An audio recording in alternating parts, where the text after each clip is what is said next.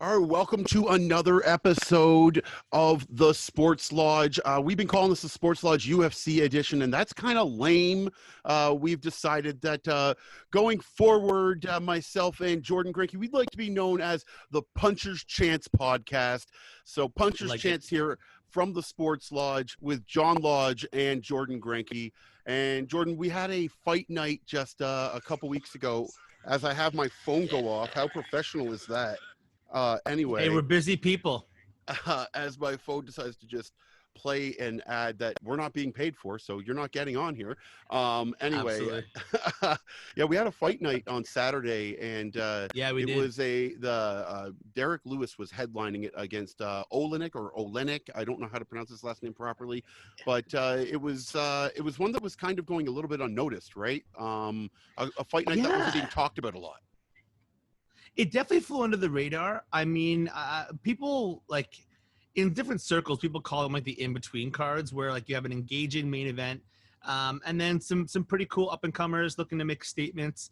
But it kind of just fills in the gap a little bit between our big ones, the big pay-per-views, or like the star-studded ones, or we also have the Dana White Contender Series that's on Tuesdays and stuff. But these cards kind of, the UFC's got 600 plus fighters, and I call them showcase cards versus like events. So to me, this is a real fight night, which I think is why it's called UFC Fight Night. Where the other ones are like, pay-per-view entertainment kind of cards. But yeah, this one definitely flew under the radar. I mean, there was a lot of good fights. It was great matchmaking, I thought. Definitely some interesting stoppages, lots of TKOs. People like Chris Weidman got back into a win column. You and I I was like an emotional wreck watching that fight, but it's a good proving ground. But we saw some up and comers. We saw some people who kind of reestablished themselves, a few people coming up injuries. But yeah, it flew under the radar, but it ended up being a great night of fights. Yeah. Sorry, I was just trying to look up the card here and having the worst spelling of Olenek ever. Yeah, I can't spell it. I can't say it, and then nobody can.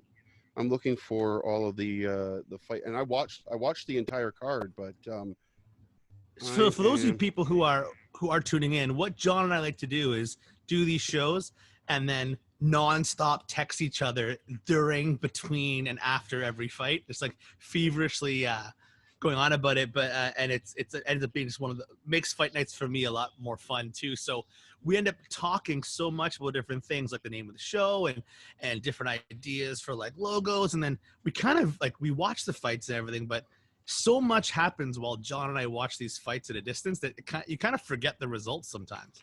Oh, it's not even that I forgot the results. I didn't want to get the names wrong. And we were a Canadian MMA show, right? And not that you want to be gimmicky about it, but I wanted to talk about the Canadian guy first, and I didn't want to get his name wrong, right? So Gavin Tucker with a nice third round submission. Was it rear naked choke, and just a good showing for Canada once again. It's been a great showing for Canada at Apex. It's been a great showing for Canada when you've got guys like Tanner Boser fighting for you, and really the last rough outing for the country was when Nunes just pounded the country senseless. Yeah, as she does. This one was tough. Yeah. I mean, going against Amanda Nunes is crazy. There's such a big gap between her and the rest of, I think, all women's MMA. Valentina Shevchenko, which we'll talk about a little bit later, she kind of bridges the gap a little bit, but she's in a different weight class. But yeah, we have had a couple losses in the absence of GSP and Rory McDonald kind of fighting over in Bellator. You don't hear about much as far as Canadians in the UFC, but I mean, between Tanner Boser and this strapping tattooed gentleman, Gavin Tucker from the East Coast, I mean, things are looking good because Gavin Tucker looked amazing and showed a lot of heart. Yeah, no, it was a great fight, and I believe it was first round. He got in a little bit of trouble. He lost his shorts, right? Tried to get out of the choke, and he did get out of the choke. Good on him, but he lost his trunks. But then he came back and he dominated round 2, dominated round 3, got the choke in round 3, and really just took the entire fight. So a little bit of a scare in the first round, but it was nice to see him come back and get the win.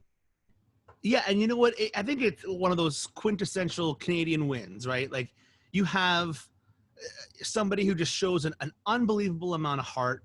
You have somebody who displays a lot of skills, but it's almost like his toughness really got him through the hard parts of the fight. I should know this better, but I believe he was coming off a bit of a long layoff. But it to me, like, yeah, I mean, Justin James, he dominated that opening round, right? He had a really tight guillotine choke, and yeah, I mean, the shorts kind of fell off in the process, but he stayed focused. He buckled down, yeah. But I think before the end of that round, I think he almost got him in a rear naked choke. Yeah, no, he had him in a submission. Yeah, he had him in a submission. Yeah, from then yeah. position.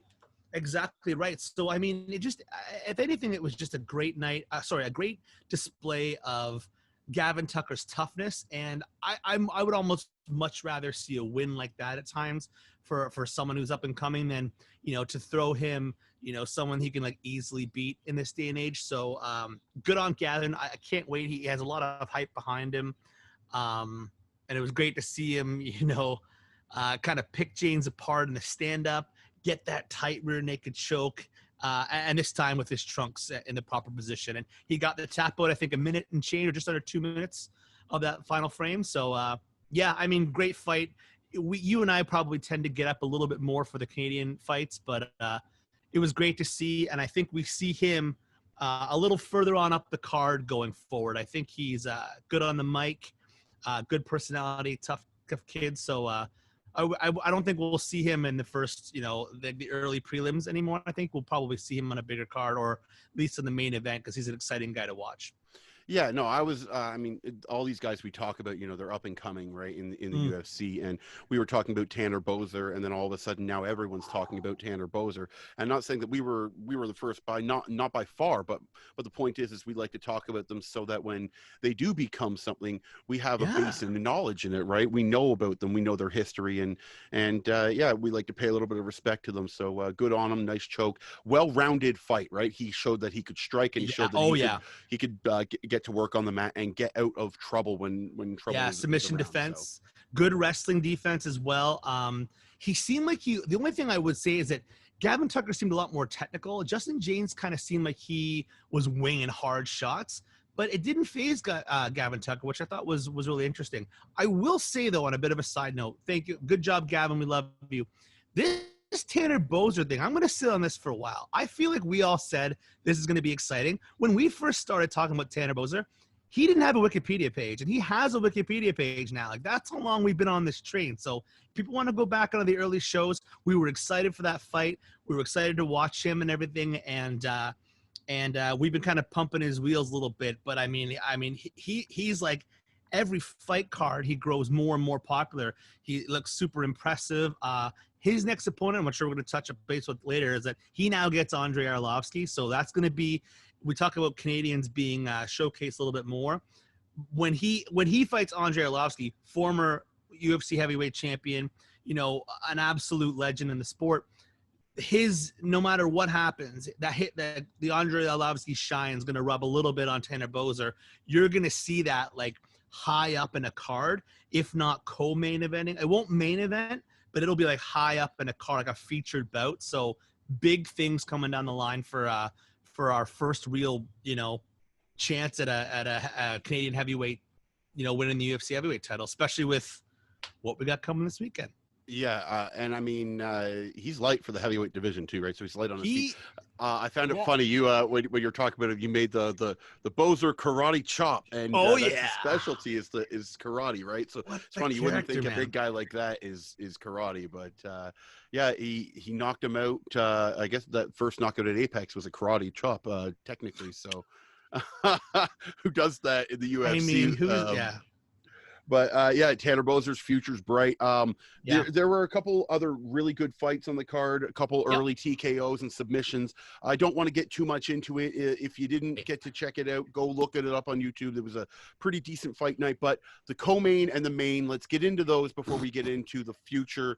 And your boy Weidman was back at it, and I was all over his opponent. I had him on every single betting card that I made. I was for sure Weidman on a losing streak, 5 of 6, was going to be done. And what do you text me before? You said tight shorts, we're going to the mat.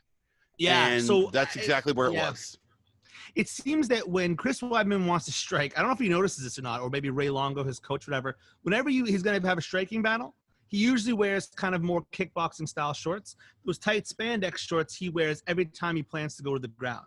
So the only one that kind of got a little bit, I could say, was different was the when he fought Vitor Belfort. He took him to the ground and finished him, but I think the idea was to maybe try and stand up with him. But when I saw the kind of like the spandex, the tight shorts, that's when I felt like it was going to be more of a ground battle. Good on him. Good to see him get a win. I thought they both kind of gassed in the fight. Omari Akhmedov, I mean, he really gassed after the second, but wasn't Weidman's finest performance. I didn't love the post-fight interview being like, I'm back. Everybody in 185, watch out. We kind of talked about that a little bit. I would just like to see him, let's give Chris Weidman a few more wins. Let's give him some fights, but I don't want to see him jumping up and fighting Till or fighting Whitaker next or fighting, well, those guys are booked, or Whitaker's booked, but I don't want to see him jumping up to the top 5. I was surprised that he wasn't ranked. But again, you kind of helped me come down off my emotional ladder about that a little bit. But he will be after that fight, for sure. I was like, how dare you not rank Chris Weidman, former champion? I'm like, that was 6 years ago. But yeah, so anyways, I want to see him work his way up the 185 ladder. Luke Rockhold mentioned that he's not going to retire.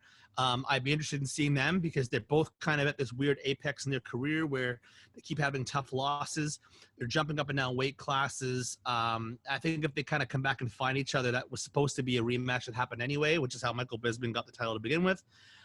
So I think Chris Weidman versus Luke Rockhold would make a lot of sense. Similar ages, similar stages in their career, but I just don't want to see Chris Weidman fight another crazy knockout artist, or somebody who's just been more active and less injury prone. But I'm happy for him, man. Chris Weidman is one of the greatest. I'll do it quick. I promise you to tell you a story about Chris Weidman, and I will do it right now.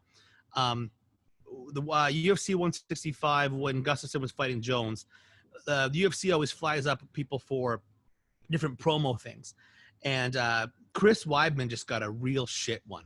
You'd love it to be meet and greet somewhere, but it was like he got stuck in the side room of Real Sports, which is a pretty busy area, but it kind of was this kind of bullshit meet and greet. And I kind of felt, and so we're lining up, whatever, and there's some other UFC fighters around, and it's very communal. And I ended up talking to TJ Grant for a little bit, and saw John Dodson and saw Joseph Benavidez, and you're seeing people and you're saying hi, whatever else, and then Chris Weidman's coming in for his meet and greet thing, and the weird thing is so you're in a big lineup and you got to wait a little bit, and this is back before we socially distanced. You can kind of hear what's happening, 20 people in front of you, right?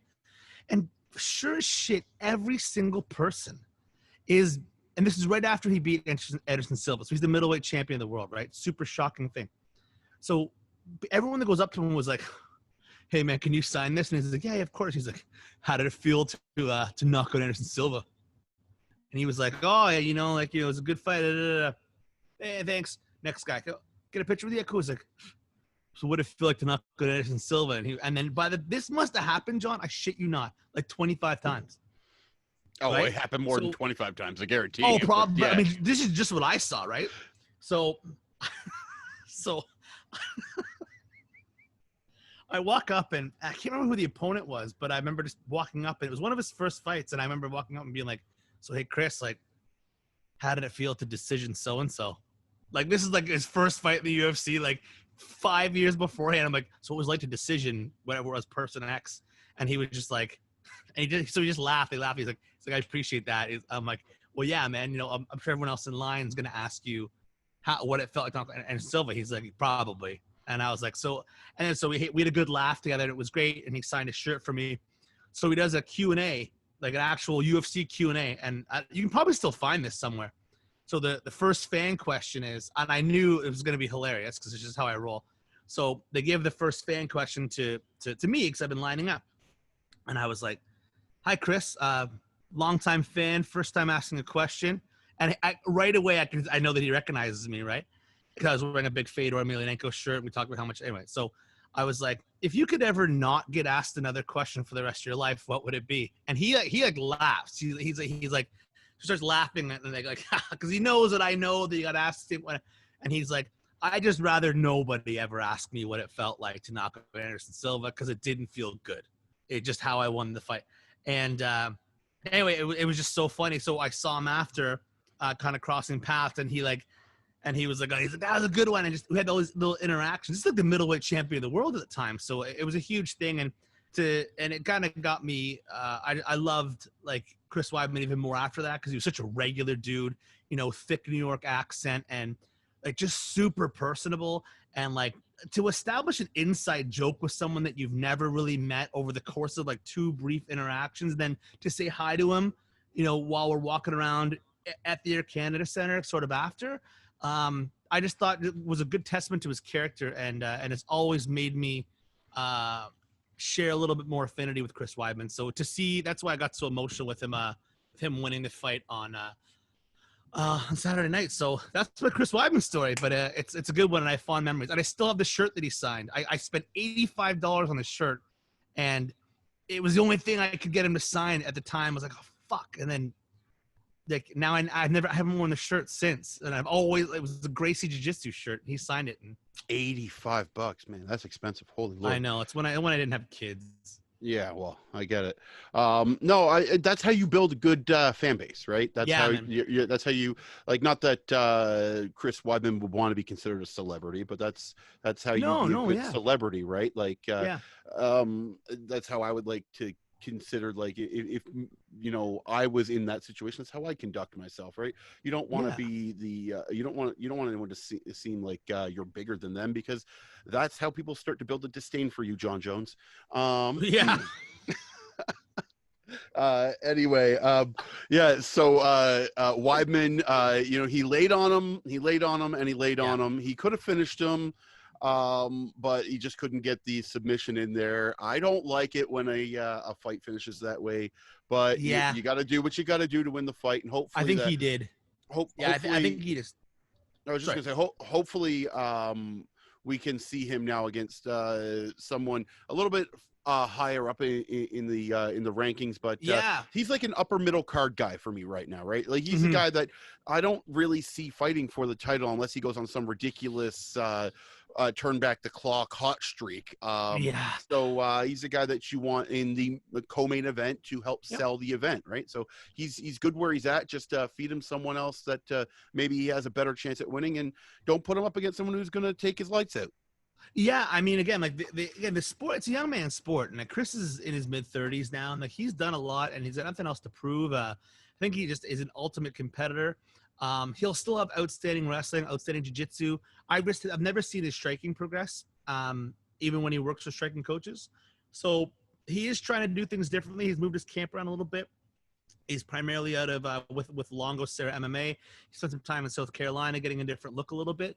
But I just want to see him do well. And you kind of, again, like, you talked me off the ledge a little bit when I was like getting upset and emotional about it. But but you gotta realize the fact this is his first win in 3 years, you know, and he was 1-5 previous to that. But I just wish him the best. Good person, great MMA personality, and don't feed him to the sharks. Let's give Chris Weidman a few more wins and see where he's at. But we gotta talk about Derrick Lewis though, man. I'm so excited. Oh my goodness. So like my first, or like, I guess everybody's, I can't say everybody, because like there are people like you who have been following MMA for quite some time, but I will speak from a layman's point. I will say my first introduction to Derrick Lewis was the post-fight press conference where Joe Rogan asked him, "Why did you take your shorts off?" And he's like, "My balls are hot." And from there on, he is he's a legend. right? He's a UFC legend. He's an on-mic legend, and no matter what he does, and it's knocking people out more times than not because he became the UFC leader in knockouts at the heavyweight division. So more times than not, he's putting people on their ass and making them stay there. And on Saturday night, I texted you, you texted me. As soon as we seen him take that sweater off, holy shit! Wow. He scared me. He's like, if I was wearing a diaper, I probably would have crapped my pants watching him go into the octagon. He was lean. He was in the best shape we have ever seen him in, and scary. Called a second round knockout, and that's exactly what he did. Man. Yeah, let me be the first one to admit that. Like John was like, this one's second round knockout, and I was like, I don't know, and then like John was just basically just like, I called it, and he was 100% right. Yeah, Derrick Lewis has always been a big guy. He's a big guy, but I have not seen him that muscular and lean. Turns out that he now thinks that he's too big. He wants to lose it. It says about 12 pounds, but it says good pounds. I think he means 12 pounds of muscle or maybe some fat. Who knows? But I mean, he looked big, but he wants to. I can't even imagine him because he's still cutting down to make 265. It's what he says. So he's 265 in the limit. He loses 12 pounds. You imagine a guy with like Derrick Lewis who could hit a little bit faster and hit you more often. That's frightening. And but yeah, he looked swole and he looked impressive. He looked sharp, and I don't know what he was thinking by trying to go to the ground with Alexei Oleinik, but I mean, he's got his balls was hot, man. He's his own guy. He walks to the beat of his own drum, and I love the way he finished the fight. I love the way he finishes fights. He has that crazy killer instinct. And yeah, I mean, I'm happy for the Black Beast. I need to see him and Ngannou again. It has to happen. Their last fight, Derrick Lewis busted up back. Ngannou bouncing back really quickly after a 5-round beating from Stipe. Really tentative fight, horrible to watch. You can fast forward the whole thing to see the action. Only about 2 or 3 exchanges over the whole fight. So, yeah, I think you run that one back. But Curtis Blade says he wants Derrick Lewis next. So the thing I noticed the most was post-fight, Derrick Lewis was as sweaty after the fight as we've seen him 1 minute into most other fights. Yes. Like, this dude is normally a waterfall. Right. Yep. And that may or may not have worked to his disadvantage when he was in that choke with Oleinik. Exactly. But he definitely is in better shape. His body does not sweat as much. And the fact that he wants to cut more weight is really surprising, but he's a big guy as it is. So if he wants to cut some of that good pounds, he wants to cut some of that muscle down and wants to walk into the octagon at 250, then why not? Right. Like, all power to him. It's just going to make him that much more dangerous in the octagon. As to who he faces next, I really don't care. Serve him up whoever you want. If it's Curtis Blades, I'm sorry, Curtis, you're not gonna be able to lie on this guy. He's gonna freaking kill you. So I think that's a boring fight. If I'm Dana White, that's not the fight I want. I think you've got Derrick Lewis. Everybody is thinking Derrick Lewis right now in their minds. Everyone who matters anyway in MMA, and everyone knows who Francis Ngannou is. You know where the money's at. You could put those guys on a co-main on a pay-per-view, and it would sell.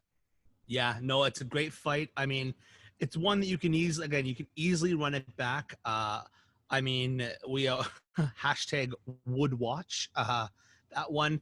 2 big guys, not a lot of groundwork involved. If anyone's going to wrestle, it might be Derrick Lewis, but I think even the way that both of them have progressed since the last time they fought in the short span of a 2.5, 3 years, I mean, you just got to see it. I just don't see why not. Derrick Lewis, I believe this is his 2nd win in a row. And, Ngannou's been going on a tear. You got Junior Dos Santos versus Rosenstrike coming up this weekend. So there's the other 2 people between Derrick and Francis Ngannou. I just don't see. I mean, maybe Verdum, but he's a little lower down, but he's not even re-signing with the UFC. Do you give him Gus coming after a loss? Do you, Tanner Boser's fighting Arlovsky? Who else? I mean, it's either Curtis Blades or it's Ngannou. But I think Ngannou might be inclined to just sit out and wait to see what happens this weekend. So the future's kind of in the air, but all I know is that Derrick Lewis looked good. He looked healthy. And I just can't wait to see him. I say turn him back around, keep him in camp, and let him lose those 10 pounds, 12 pounds, and let him run wild. He's can't miss TV. All right, so we've been talking about it. You mentioned it a couple times. Let's just get into it. Let's just let's bring up what's going to happen this weekend. We've got Stipe, we've got Daniel Cormier, DC, and Stipe been talking some shit recently, He's saying mad. saying that first win was a fluke, and DC is combating it. I gotta say, man, I looked at. I don't know. Okay, so I watched that fight night and they had DC on there. Felder was doing a little interview with him, and obviously took place earlier in the day. DC looked a little haggard in that interview, man. He needs. I don't know when the weigh-in happens, but he's going to need to put a little bit of that poundage back on because he looks tired. I think what's weird. I don't know if it's an age thing. The gray threw me off. Normally, Cormier's not that gray. But I've been watching some training footage and I feel much better. I think what's happened with him is that I don't know.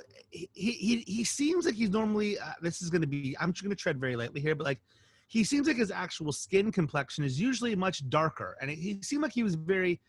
And I was going to blame it on the makeup, and I didn't know if I had a few drinks. So I was watching the interview, and I was like, I don't know if I'm just seeing things, but he has looked a little, and it all depends though. If he's right after a training session, he might be a little depleted. If he's just waking up, because most people train in the morning, sleep, and train at night. It could have just been like a sort of a bad time of day. But from the most part, what I've seen is he looks great. And I just think that interview kind of threw me off. He seems sharp. He might be at the end of a media day too. From what I understand, he's putting all of his extracurriculars. He's a wrestling coach. He does a lot of UFC commentating.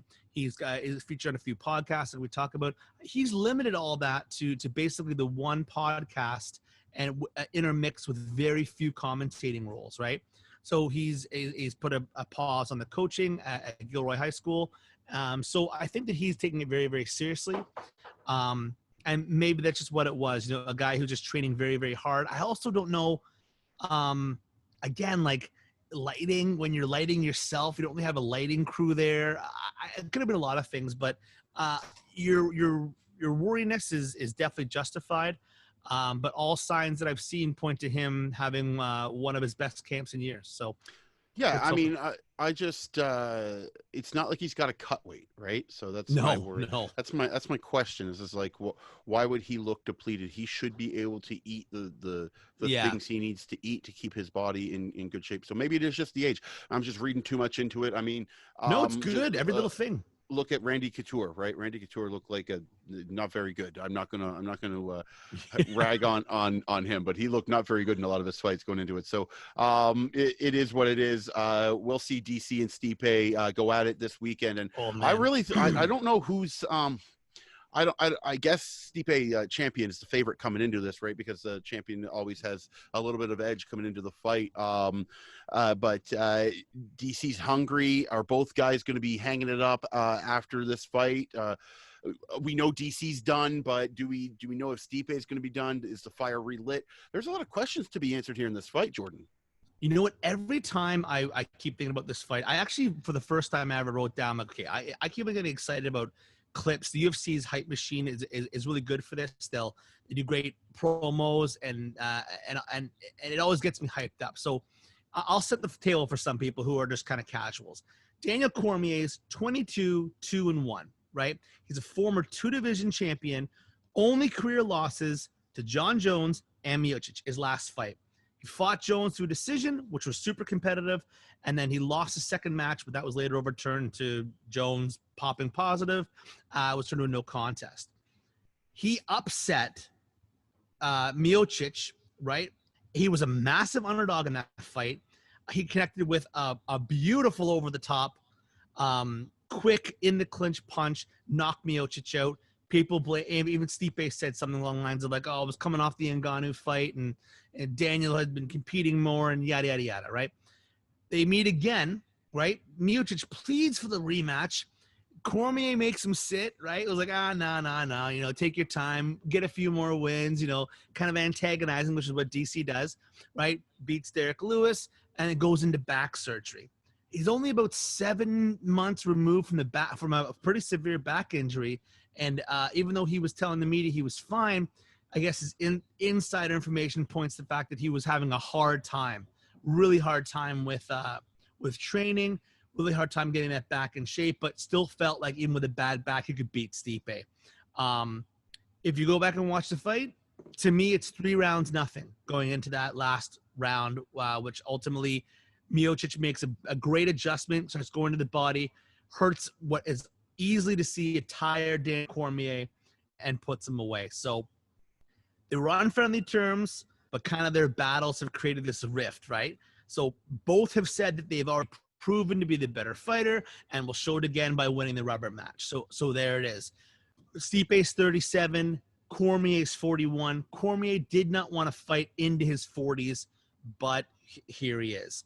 What I think is Cormier's come out and said that win, lose, or draw, it's his last fight.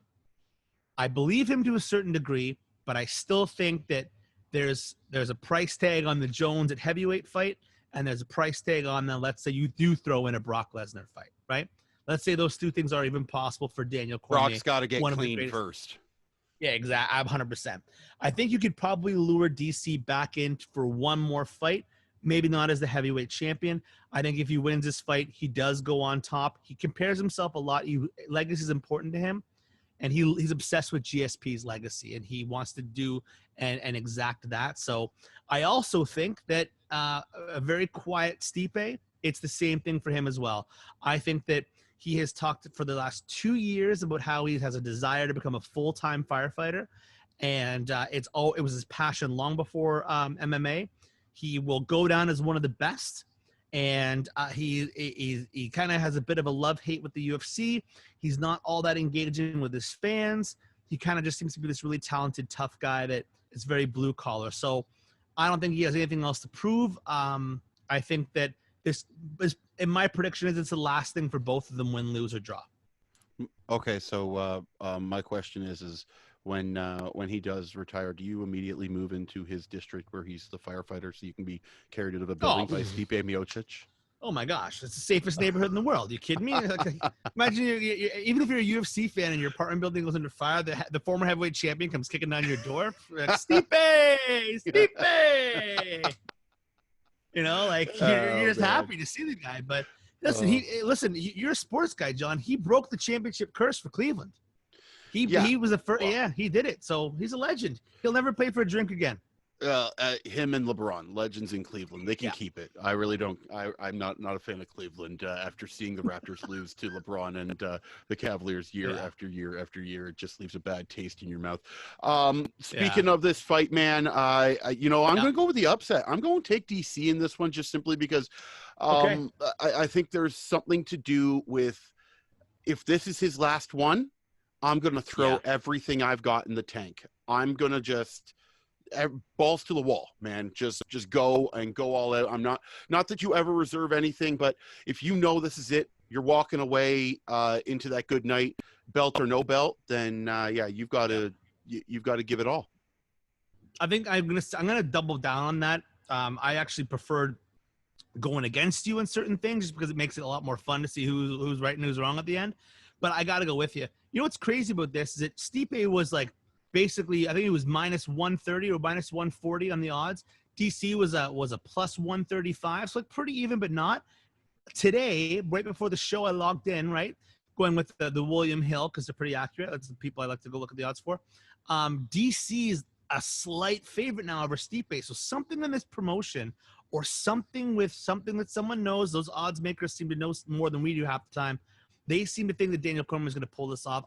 I got to agree with you. I think all signs point to him riding off in the sunset. He's the ultimate competitor. I see that he basically brought everyone back from his old training camp. He's back with Cain Velasquez, back with Luke Rockhold, back at AKA. Everything just seems to be lining up really well for him. And I think he has a great mindset. He was very critical of his last performance, which always makes me think that they can see. And he said something. I'm going to repeat what he said best I can. He said that he knocked him out in the first fight and was clearly beating him in the second fight. Stipe made the one adjustment he could make to beat Daniel Cormier, but now he'll be out of adjustments. Like he can only do that once. And I thought, that's kind of arrogant. But then I thought, no, because he was right. He's not going to out wrestle DC.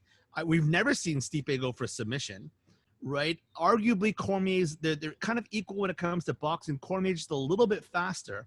And then there's fewer ways to beat Daniel. If Daniel fights the best of his capabilities, he can beat Stipe Miocic. Stipe might be a little bit bigger, might be more of a natural heavyweight, but I think Daniel Cormier has knocked him out once. So I just believe that it's Daniel. It's going to be Daniel's night. A guy like Daniel Cormier deserves to have a moment like this, and I believe it will be his moment. So I am going to agree with you 100%. So you and I will both be cheering for DC that night. Reach might be a problem with Stipe having the advantage, 8 obviously, inches, over right? DC.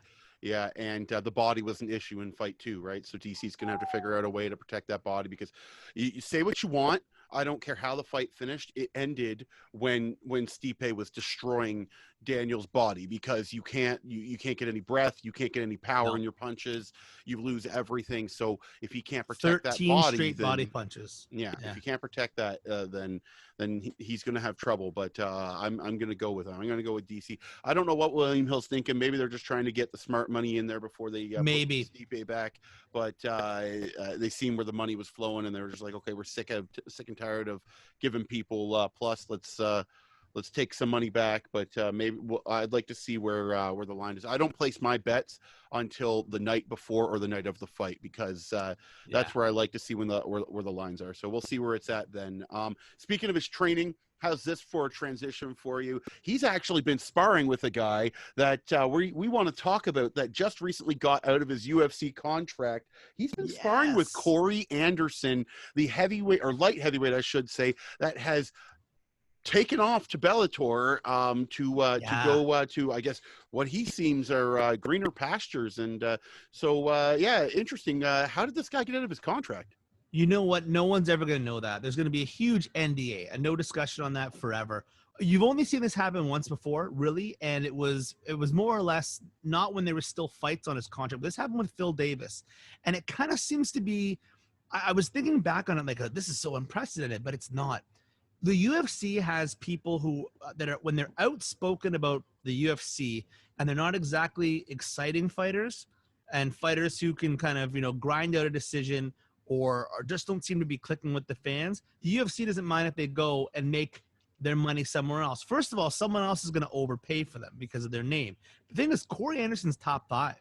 And this happened with Phil Davis years ago, and Phil Davis has had a nice career at Bellator.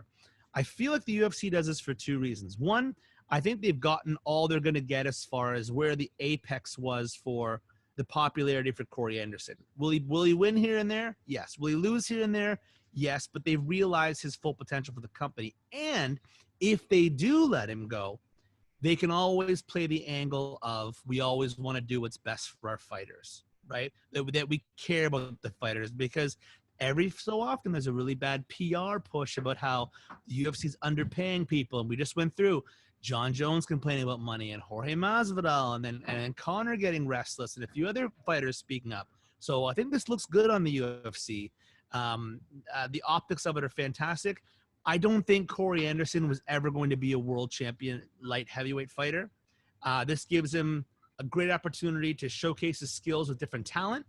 You still got Ryan Bader over there. You've got, again, Phil Davis is still over there. A lot of good talent over there. Interesting matchups for Corey Anderson. But I think that he kind of ran his course in the UFC. And I don't think he's one of the top 3 best in the world. And you got to look at that log jam. I mean, you got John Jones, Dominic Reyes, Jan Blachowicz. I mean, there's a lot of good fights at 205, none of which I think Corey Anderson was going to win. Okay, so I'm going to form a conspiracy a little bit here. Maybe. Yes. Okay. Nice. I give you a little bit of information here. I don't know if you know this about Mr. Anderson, but he had a fight in February, and after his fight in February, he went for a hike and had a severe accident. I did not know this. He landed on his face. He was there for hours. He was transported to hospital, and he was misdiagnosed by multiple doctors. And it was found out that he had a heart issue, where his heart stopped on him when he was on his hike, and his heart could have stopped at any moment in the UFC octagon during a fight. God. He has since had it fixed by the doctor, and he's got a clean bill of health. He had a long road back. So here's my conspiracy theory. Maybe he got out of his contract because he claimed negligence on behalf of the UFC. Ooh, that's juicy. That's juicy. Man, I don't know. The pictures are gnarly. Look it up after, man. They're like I'm he's got definitely them. gonna have to check it out. I believe you. Man, it was bad. I believe also like there's a pretty infamous UFC manager now called Ali Abdelaziz, and he's Habib's manager, Justin Gaethje, Henry Cejudo, lots of people. Anyways, he's got a pretty good relationship with Bellator as well. I imagine that his management had a lot to do with it as well. Hunter Campbell as well. I can just see, yeah. I mean, I would say it's a decent conspiracy. I don't know. Maybe you're right. Yeah. And I mean, like I read up more on what the condition was, and it was the same thing that took Kimbo, right? So oh shoot. Right, so it's taken a fighter before, or it was thought that it could be the same thing as Kimbo. So he's been fixed. Corey Anderson's got it fixed. It's good. He's good to go. He's got a clean bill of health to go back to beating people up, as he put it in the article. Yeah. But yeah, you know, the immediate question is, who does he face over in Bellator? And it is being made to believe that he may be getting a title shot right out the chute against Bader. Yeah. Name value, why not? Ryan Bader's kind of stuck in this. Happens in Bellator sometimes. There's a vacuum of popular names, and you just kind of get circled around it. Michael Chandler, we'll talk. I hope I'm gonna bring him up in a second here, but Ryan Bader is the current heavyweight and light heavyweight champion, but he just keeps kind of fighting the same obvious people over and over again. Like there isn't, but throwing some new blood in there, I think would be great. I don't see why you don't give him a title shot. I think maybe for ratings, you give Corey Anderson a bit of a gimme fight, and then have the after fight face off with Bader and whatever else, and then hype that matchup a little bit. Maybe don't throw him right. Likely to.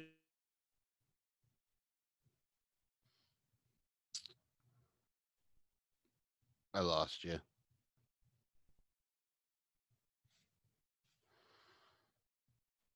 Fights Bader, right? I lost you there for a second. No sweat. I lost you there for a second. So Probably me. Just start back from where we were talking about the gimme fight. Right. Yeah, I say you give Corey Anderson a bit of a gimme fight. He's got I think that he'll have a multi-fight contract, so you don't want to see him lose his first fight to Bader, presumably, and then kind of fight 3 other people. If he gets a fight, and then in the middle of his, let's say it's a 4-fight deal, in the middle of his contract, then you give him a title shot, right? After a decent win, have the face-off, promote it properly, and then if he loses to Bader, wins a couple more times, fights Bader again under a new contract, it could work. I don't think you throw him in right away. Let him get acclimated to that round cage a little bit, and he's got enough experience. He's beaten a lot of top guys, but I'd say give him a win and promote that fight properly. Sounds about right. I mean, it would be something if he lost his warm-up fight. That would be a horrible fall flat on your face moment. But it's been a bit of a curse, though. Yeah. Well, hope it doesn't like happen. Lorenz Larkin, yeah. Like that would it be. Seems, every time people horrible. Switch organizations, it always seemed like that way. Like Eddie Alvarez comes over here, and the UFC loves to give them the hardest fight possible, which I think is such a bully move. But Bellator gives people kind of layups, and then they fall short. Rory McDonald, but Lorenz Larkin had a difficulty. Phil Davis had a difficult first. Like it's like the transition's tough for some reason. But anyway, I think it's great. Corey Anderson's a big family guy. Still holds the record for the worst fighter nickname of all time. His first nickname was Beastin 25-8. Right. Okay, I get the 25-8 thing, and I get what you mean, but it's just a horrible logo. Terrible. Yeah, you just no. There's no way to market that at all. All right, let's move on to another guy, guy who's a guy that you're excited for. He's dropping down, dropping down to 125 to fight the newly crowned flyweight champion Figueiredo, and the man we were talking about, of course, is Cody Garbrandt. And what's the likelihood of Garbrandt being able to come down and just put a quick end to Figueiredo's title reign? I don't know. I think it's going to be a good fight. I think Figueiredo is a great all-around fighter. Cody Garbrandt, I can't imagine him being any faster striking than he already is. Figueiredo, though, I mean, he looked so good in his last couple of fights, especially the last one. I keep asking myself, is Joseph Benavidez better than Cody Garbrandt? Well, Cody Garbrandt's, I think, is a little bit better than Joseph Benavidez with a little bit of less of a wrestling pedigree, with better, faster, sometimes crisper hands. So Younger too. do I think? Yeah, oh yes, sorry, definitely younger. Way more tattoos. I think he can do it. I think it's an interesting move because 135 just became the red hot weight division in the UFC. And I really wanted to see Sean O'Malley and Cody Garbrandt because it's kind of been a natural competitive relationship that is sort of, or a rivalry that's kind of built up. But I think it's a great move for Cody. I think Cody has a chip on his shoulder. He looked good and patient in his last fight. And he's champion caliber, right? He's a defending champion. He's a former champion at 135. And I just think that he's got that champion mindset, and this brings all eyes back on him. And honestly, 125 needs it. I think other than Figueiredo and Benavidez, with Cejudo gone, I mean, other than Brendan Moreno, who's good, it needs some new blood. He becomes a champion of that division. It sticks around for a lot longer. All right, you brought up his name. I'm going to take it from there. I'm going to bring it up. Sugar. I'm going to keep going. No, I'm not even going with Sean O'Malley here. You brought up the name that I want to talk about. It's the guy that never wants to shut his goddamn mouth. Triple C or Triple H, whatever, man. Triple friggin' shut your mouth. Henry Cejudo, the guy who doesn't know what the word retired means. No. He just keeps running his mouth. He keeps calling people out, and he wants I can't remember who the latest call out was, but he wants to be a 3-division champ, and he's calling other champions paper champs or crap. You know, it's too much for me. If you're going to talk, put on a headset, right, and talk cage side so that, you know, it's for something, or get your ass in the octagon, right, and shut your mouth and start throwing hands again, because you're obviously not retired, man. I don't know what the heck this guy's doing, but it's actually kind of driving me nuts, because you just said it, 125 needs him. So what the hell are you doing? Yeah, you know, I couldn't have said any better. And I love your take on getting him cage side, because it also lends itself to what he actually is. He's a very smart and he's a great fighter. Why not have him cage side if he's not going to fight? Why not benefit from that? And then keeps his head and keeps his interest there.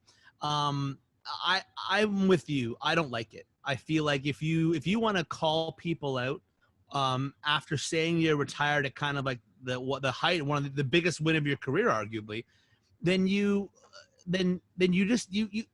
look up retirement in the dictionary, and then you see a picture of George St. Pierre, and like, you do that.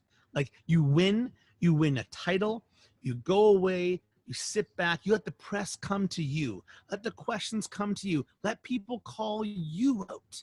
You don't sit on Twitter during fights and do what everybody hates that Connor does. Like, you know, you're not big enough to have a substantial call out. Plus, you're saying you're retired. None of it adds up. Like, it's not working. If this whole gimmick was to get him more money and get him bigger fights, it's not working. Volkanovski, who's the last person he called out, wants to be like, you know, the quintuple C or whatever he wants to call it, right? He doesn't want to fight him. He's barely big enough for 135. He's definitely not big enough for 145. Not a chance, right? And again, I'd like to see a quieter retirement. I love what Sean O'Malley. We have to talk about Sean O'Malley. Oh, we'll get into him next. Yes, I know, but Sean O'Malley basically told some, I think it was Ariel Helwani, that he doesn't understand why he would retire, but understands the excitement, what happens when you get your first girlfriend and you want to quit everything else. So I thought it was a superb dig. It was super casual. It's in Sean O'Malley's his own little style too. But yeah, I think Henry Cejudo got his first serious girlfriend and just thought, like, I'm going to ride off into the sunset, but can't keep away from the shine, right? He's become a figurehead in the sport. So but I'm with you, man. I can't stand it. I don't read anything into it. I don't believe anything he says. I believe it. I believe everything he says as much as I believe a Conor McGregor retirement tweet. Yeah, well, I mean, he's obviously not retired. He's too young to be retired. He'll be back in the octagon eventually, but I mean, just stop calling people out, man, unless you're going to actually, throw knuckles, because that's just teasing everyone. Really, it really is. Yeah. And it kind of upsets me as a guy who talks about fights and likes actually watching these things. I'd love to see him back in the octagon. Are you kidding me? He was dominant. He was great. It was awesome to watch, but this whole in between has been really lame. And so moving on, let's talk about Sugar Sean O'Malley. He has, I believe he's in on this DC card, is he not? Man, I gotta tell you, like, what you're seeing is the Conor McGregor effect recreated, just in a very different, less international way. This guy has had such a similar rise. It was Dana White Contender Series, the best knockout that's been on the show, I think, probably so far. So different, such a wise mind for the sport at such a young age. Took a suspension for marijuana, right? Which, and by then, the way, can we just pause for a second? That's complete bullshit. Like, it is. Like, I mean, these guys aren't out there just ripping bongs and being losers and not doing anything with their lives. They're fighting. They're putting their bodies on the line, and they could be smoking to help themselves sleep or help themselves recover. So let's get over it. They're not benefits. Like, there's a lot worse that they could be doing and be popping positive for. John Jones. I couldn't. I love this. I couldn't agree more. And he said the exact same thing. He's like, you know what? Like, I'll take my suspension, but like, I didn't do anything wrong. Like, I'm not worried about it. Think what you want, but like, I smoke a little weed. That's it. I'm a natural athlete. Turns out they're 100% right. But the Sugar Show is real. We thought it was a little bit of self-hype. So he took that year off, basically, came back, put on some size, and has looked absolutely – he approaches the game completely different. It's like when we saw Conor and his striking style, and the way he moved was different. Everything about Sean O'Malley is really, really different. He's been tested by former champions, by really great talent. Every single thing, the way he moves his head, his body, his feet, the way he stomps his leg, it is so calculated. It's a way different level of striking. It's a way different mental approach to the game. To me, there is no more exciting person in the UFC at the moment. You are looking at the next big star. You are looking at somebody who is completely cerebral, is vicious, is powerful. It's going to be amazing. This is the coming out party. Marlon Chito Vera is a very, very tough fight. No breeze, but I think this is going to be Sean O'Malley's greatest display. I think this is going to be a culmination of all the stuff. He is officially now the co-main event. So you got a guy who went from Contender Series to prelims to main card. He's now going to be the co-main event on Daniel Cormier's farewell fight. And they put him above Junior Dos Santos and Jairzinho Rosenstrike. So, I mean, he's a star. He's an absolute star, and this is basically where his star is going to shine. Yeah, I'm just looking at the card right now, and Marlon Vera is a plus 260. So I've seen him as high as plus 300. Yeah, that's a big dog. Well, yeah, because O'Malley's a minus 330, right? So you got to pay a lot to make any money on an O'Malley win. And he is everything we talk about. You bring up Conor McGregor. He is the personality. He is the talent. He is the brash. He has the hair, right? Like, he's got the rainbow hair. He's got a signature. That's his signature. So I don't see any reason why Sean O'Malley won't be, his star isn't going to continue rising in the UFC. I know I got a couple buddies who are who really don't watch very much, and they're very excited for this Daniel Cormier card, just not only to see Cormier, but to see Sean O'Malley and see if he can take down Marlon Vera. And I gotta say, I think he has the ability to do it. And if he does, then man, what's to stop him from getting a strap? You know what? I just don't see how you deny him. I mean, there was a bit of a logjam at 135. So Peter Yan just beat Jose Aldo, who looked fantastic in that fight. You've got Aljamain Sterling, who beat Corey Sandhagen. You were looking at Cody Garbrandt coming back, but now he's going to go down to 125 and challenge for that title. But then the next star, or the biggest star in that division, is Sean O'Malley. I don't think you give him Peter Yan yet. I think Aljamain Sterling deserves his title shot. But I mean, if he beats Chito Vera and like you give Sean O'Malley like Jose Aldo after this, like you're just seeing these perfect steps. And even when he was super impressive, just like Connor beat Max Holloway before either of them were champions, then blew his ACL and then had to take about a year and a half off. And then came back and headlined in Dublin. And from Dublin, he did the Poirier fight. And the Poirier fight, he did a main card in Boston with Jose Aldo in the audience. And then all of a sudden, and then Conor became Conor, right? Sean O'Malley, couple nice knockouts, right? Gets busted for weed, takes his full suspension, doesn't appeal it. Gone for about a year and a half, 18 months. Comes back, looks unbelievable. Get him another fight against a tough guy.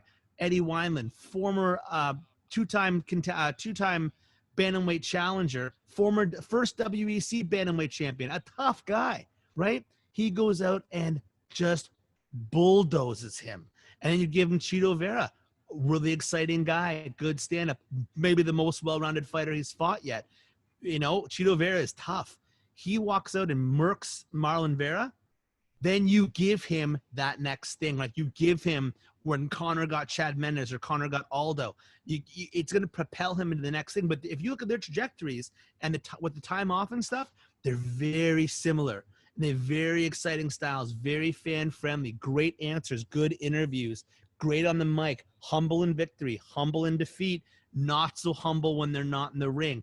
That perfect combination, you know, and I just think he's an absolute shooting star, and he's in the perfect spot at the perfect time. And I can't wait. I can't wait to see where this goes. I can't wait. All right. Well, you said that he should probably fight Aldo if he beats Vera, right? And Why not? That makes sense because Aldo was just in the title fight, right? So that would be along the proper path to get to Yan, to get to the title.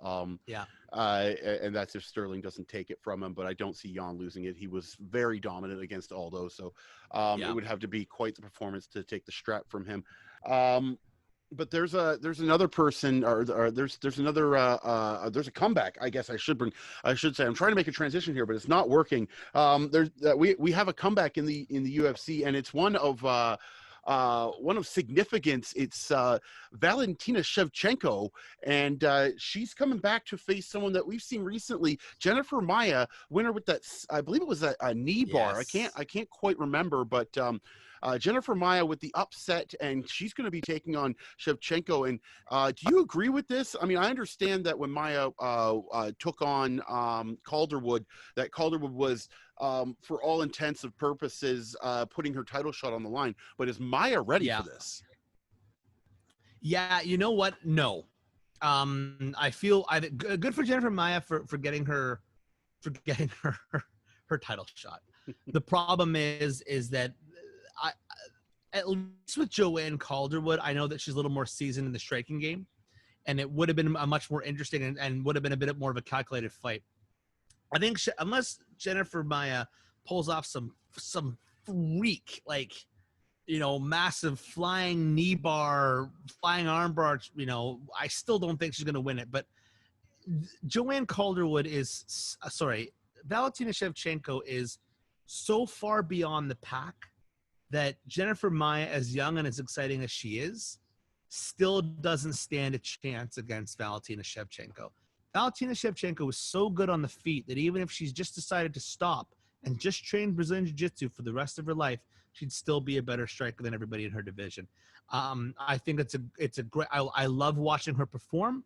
So absolutely count me in. I will watch her. But who else is going to fight her? Nobody wants to fight her and want to give her a young and up-and-comer who just came off a huge, I think you're right. I think it was pretty much a textbook armbar, in the first round against what was supposed to be Shevchenko's next fight. So, I feel bad for JoJo Calderwood because I absolutely love her. But Jennifer Maia deserves the shot, but I mean, it's going to be a wash. I think there would have been an argument for Calderwood to still fight Shevchenko if it went the length and she lost, or Yeah. if it was competitive and she lost. But Mhm. because she lost in such convincing fashion, you really don't have any choice but to give it to Maya, as much as it is way over Exactly. her head. I don't want to see her get crushed by a loss. I need to see some competitiveness here. I hope for Maya's sake that it is a competitive fight and Shevchenko doesn't dominate, because I get that they're UFC fighters are used to losing and they shouldn't break their spirit, but it is possible. You said it happened to Weidman, man. So Yeah. you just don't want to see it happen to a young and up and coming fighter. Yeah, and you know what? Like, again, she's young, and when you get in there, and you fight the best in the world, you're going to take away something from that. So even if Jennifer Maia loses, I think that she's young enough now where it'll be okay for her. It's just that, like, you've seen Valentina Shevchenko, take Jessica Ai's head off. You've seen her absolutely flatten people who are at least well disciplined or strong, or have a reach advantage, or there's some sort of, as Connor would say, an attribute. You got to have an attribute. So why are they in here with me?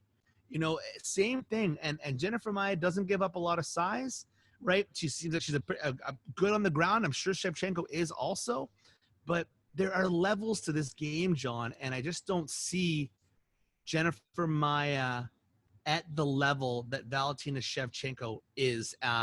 And the scary thing is, sometimes we look at it like, oh, cool, up and coming young person doing all this crazy stuff. You got to remember, Valentina Shevchenko is also getting better. She's still going to be in the gym training. She's still going to be adding tools to her arsenal. You take someone, the only person that's able to keep up with Valentina Shevchenko has been Joanna Jacek and Amanda Nunes.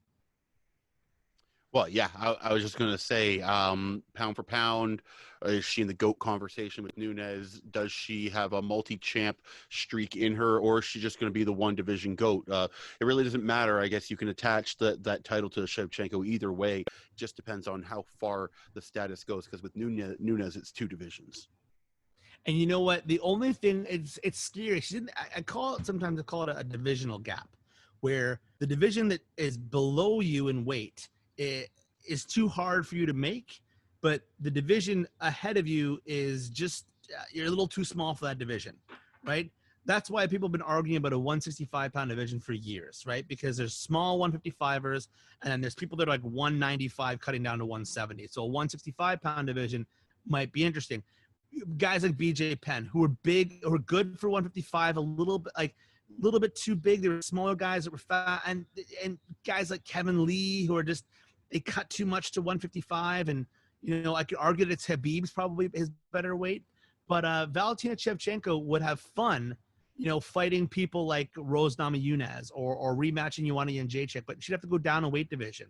If she goes up a weight division, she can only fight Amanda Nunes. There's nobody else she's gonna fight. Like Holly, she's beaten Holly Holm, right? She's beaten a whole bunch of different people, and she kept it competitive with Amanda Nunes. So I mean, they're just, to me, it's almost hard to get her fights. I think women's MMA is progressing very, very quickly with people that have been in it the longest.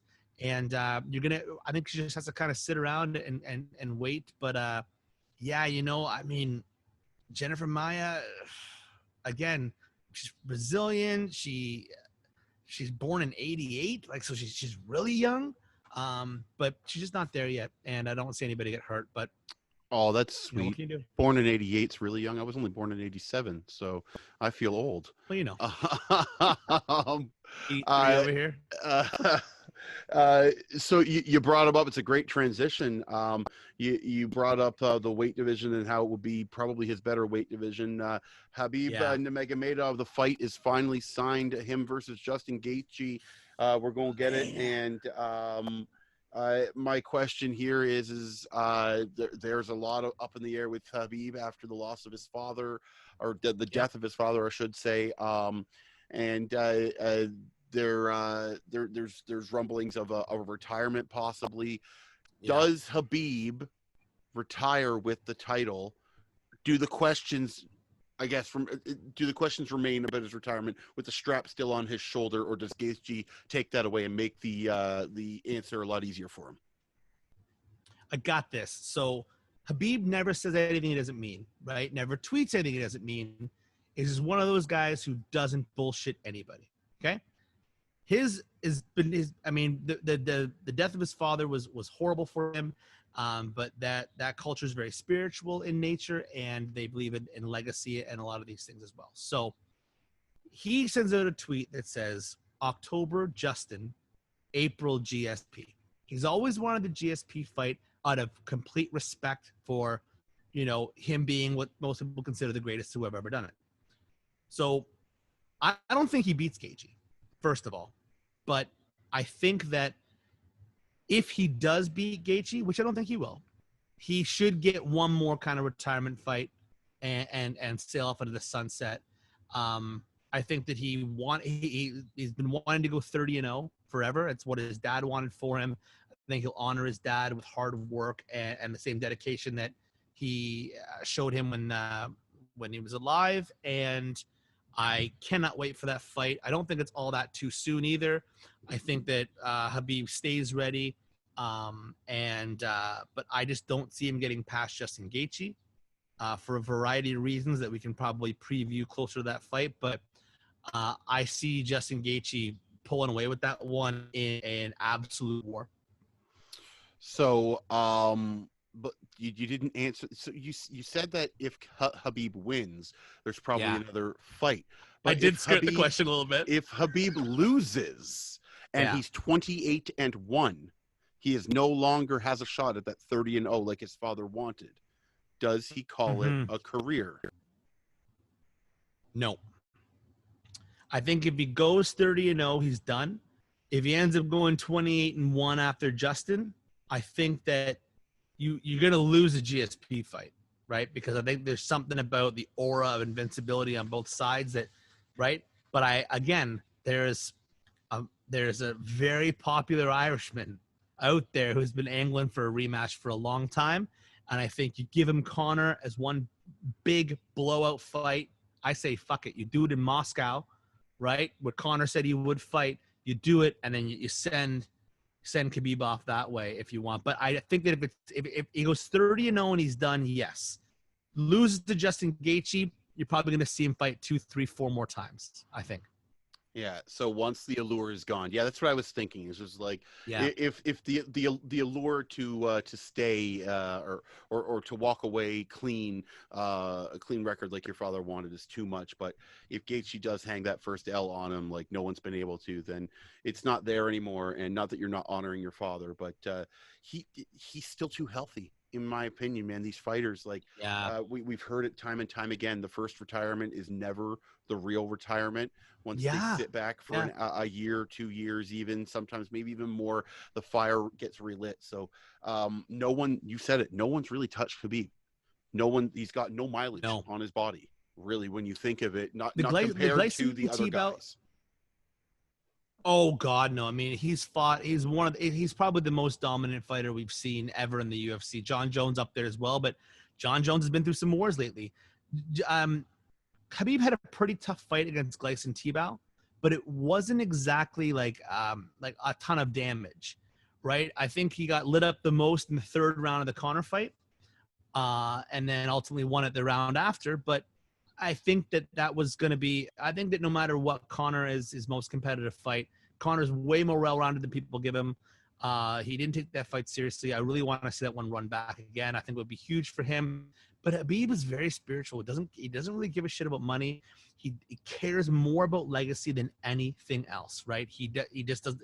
He doesn't care about it. He doesn't care if it's $100 million. He doesn't care about anything other than loyalty and legacy, right? And his family, right? So he's a different breed. It's hard to kind of get into his mindset, but I think that it throws him for a huge loop and kind of sends him scrambling a little bit if Justin's able to do what I think Justin will be able to do to him in October.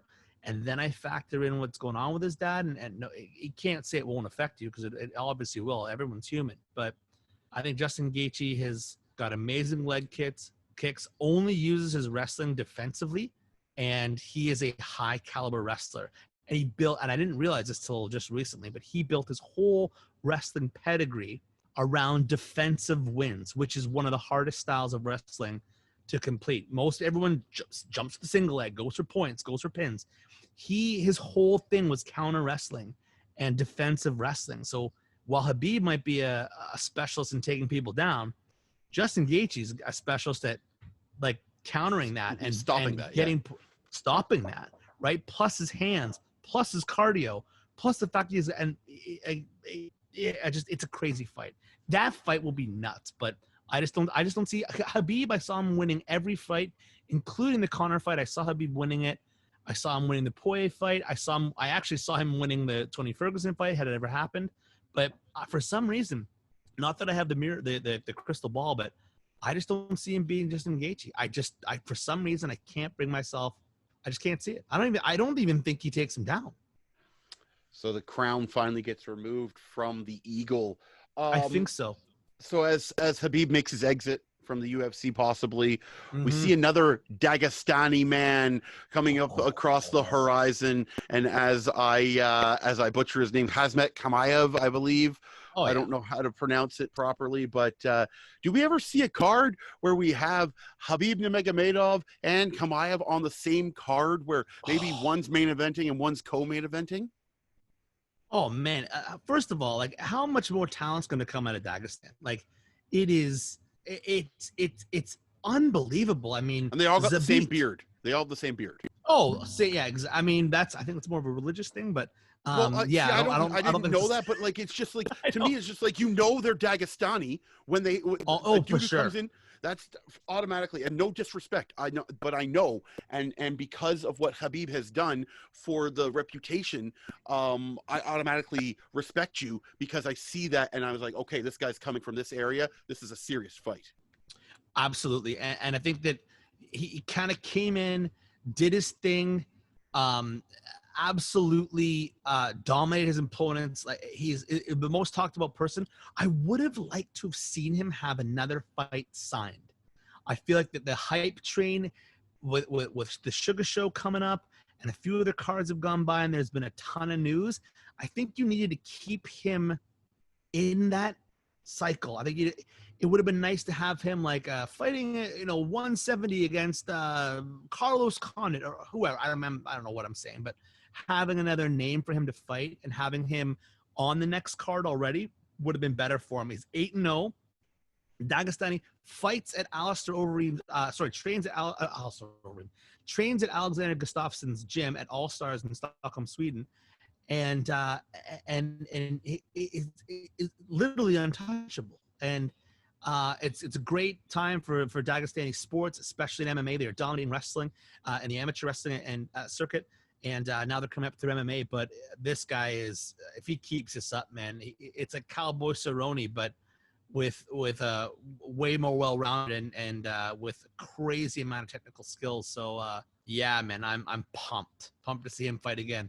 We've talked about it before. The UFC, the only sport where a week before, 5 days before the card, you could see a fight added to it. Khabib is fighting October 30th. Put him on the card, man. What are the chances that we see, he hasn't signed yet to another fight? What are the chances we see it October 30th? I think there's a great chance of doing it. I think it would be great, especially with the kind of crowd and the eyes that Khabib draws. Anyways, like when they fought in Saudi Arabia, when they fought at the United Emirates, right? Like apparently the international eyes of that were crazy. Like it was like Khabib's a star. I think you add Chimaev to that card. You put him on the main card for sure. I think he's honestly just done with the prelims already, right? The guy defeats John Phillips and Rice McKee in a dominant fashion in 10 days in 2 different weight classes. I just don't see how you don't. The only thing I know is that Dana White said he wasn't committed on giving him a top 15 opponent, but I still don't think it matters. I think you find a name I think you do it at 170. I think he's a little bit too small for 185. You find a guy at 170. You know what? Let's say Carlos Condit wants to come back and he wants to fight. Either you give him a guy like that, a guy that has been at the top, about the middle road of his career, if not going towards the end of it. Give him somebody who can be a really big challenge, but has some name value. You stick him on that Khabib card, and you build his star power now. Sounds about right. And I mean, that's who better to help lift him up than his fellow countrymen. And I can't see a better card to get him on there, especially seeing as he dominated the headlines for Fight Island for 10 to 14 days. That's all anyone could really talk about. There were some other fights in between there, but he was the big deal, the main or the main event in all the conversation for that 14 days. So it'd be nice to see him actually on there. You know what, if now that I think about it, after hearing us just talk back and forth about this, I wonder if the delayed announcement for his next fight is because they're waiting to get him a name. It's better instead, because I don't see a ton of rumors either, right? You don't see him, There's nothing. It's just quiet. Exactly. Like he had a bit of an exchange with Conor, but actually Conor didn't say the word "I accept" to him. He was allegedly saying it to Manny Pacquiao.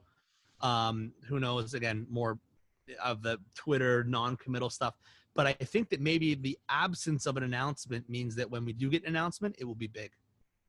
Yeah, I don't know if I want to see Chimaev versus Conor. I mean, I don't.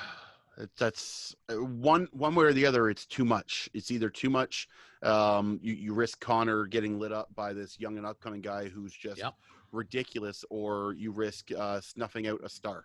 Right. Either way, you're risking too much money. When you're talking about a business, we're talking about a business here. We're trying to make money. You're risking too much by putting those two together right now. So I don't think that's a smart move. I 100% agree. Speaking of Conor.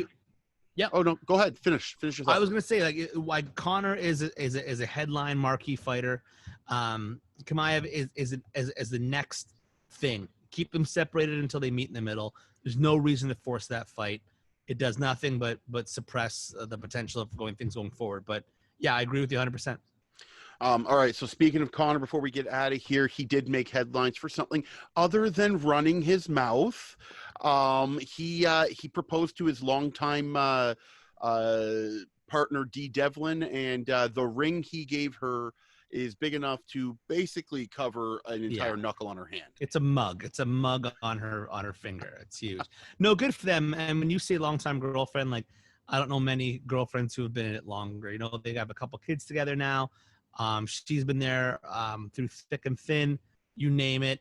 Yeah, and good for them. I mean, if two people are gonna date that long, they fucking better get married, man. Holy shit. But yeah, good for them. And it's nice to see him putting his life together, and doing the right thing. And seems like he's doing something for her, which is nice, kind of selfless in that way. And it's nice when you see that kind of stuff. Good for them, and good for Conor. But I need him to get back in the ring. I need him to get back in the octagon and fight. I think one of the greatest wastes of a calendar year has been the fact that Conor fought 18 days into January and we haven't seen him, COVID or not. I'm just saying, I cannot believe that a healthy, motivated Conor McGregor fought in the first month of this year. I can't even believe that happened this year. I remember that Cerrone fight, and it feels so long ago. So long ago. Honestly. We got to get out of here. We will be, I'll be on Twitter. I know that you'll be on Twitter. I'll be talking about the fights on Saturday. I'm getting the pay-per-view. I got to see DC win. Great talking with you again, Jordan. Yeah, dude, all the time, man. Welcome to the Puncher's Chance podcast, baby. Yeah, I was gonna say that's it for the first episode of Puncher's Chance here from the Sports Lodge. Thanks for listening, and we will see you soon to talk about the next the next upcoming big card. Enjoy the fights, everybody. Yes, enjoy the fights. Go DC. Go DC.